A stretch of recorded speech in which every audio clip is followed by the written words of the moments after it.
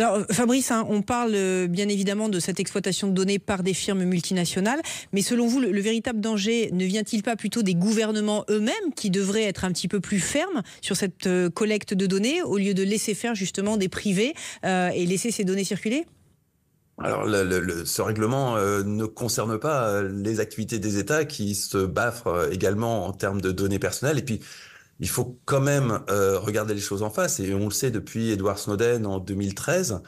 il y a une énorme porosité entre les services d'État et les grandes multinationales. Alors, c'est évident aux États-Unis, mais il faudrait être très naïf pour s'imaginer qu'il en est autrement ailleurs. Il y a une chose très intéressante qu'a souligné Philippe Latombe. Quand vous voyez de la publicité online, vous voyez vos données personnelles qui sont digérées par un algorithme de façon à essayer de vous vendre quelque chose parce qu'elle a commencé à comprendre qui vous êtes.